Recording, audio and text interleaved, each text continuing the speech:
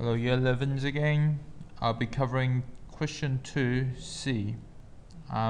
There is only 2 questions you could answer, and that's going to be merit and excellence.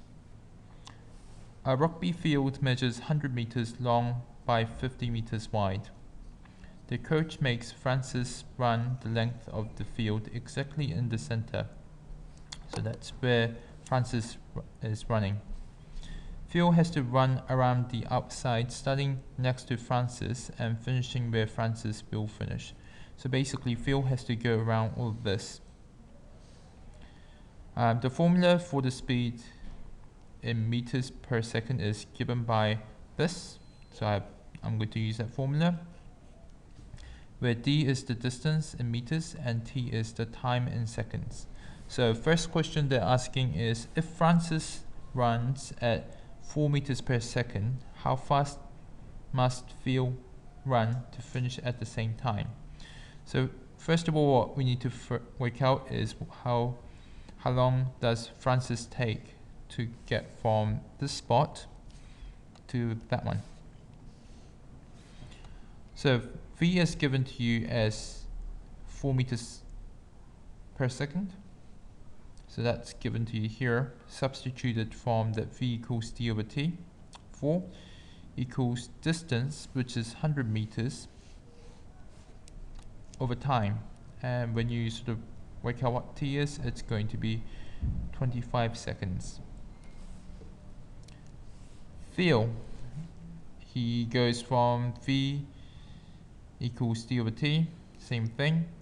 Distance, I think it's going to be 150, just looking at how the field is set up. And time is going to be 25 seconds. So you know it's going to be 6 meters per second. I'll make sure you could actually divide the numbers. So 150 divided by 25 is 6 meters per second. So if you have any troubles doing calculations there, just let the teachers know. So we'll try to help you with that.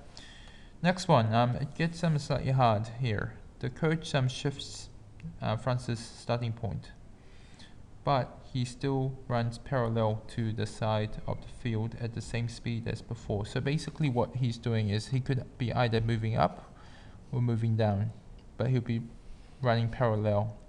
So same distance we'll be covering. Phil will run at 7 meters per second. Where on the field should they start to ensure they finish together? So basically what's going to happen is Francis is going to still run 100 meters but from a different place, but Phil will be running faster. So if Phil had to go around and finish at the same place as Francis has started, you need to work out where Francis and Phil started and finished. Okay, so the way you kind of work this out is you still need to use v equals d over t as a formula. Velocity is going to be 7 rather than 6 from previous one. Distance, you really don't know what it is. So, but you still know it's 100 meters plus 2x. So if you go up here, you got 100 meters, and you don't know what the distance in the arm length is going to be. So it's going to be 2x over 25, which is you still need to run it in 25 seconds.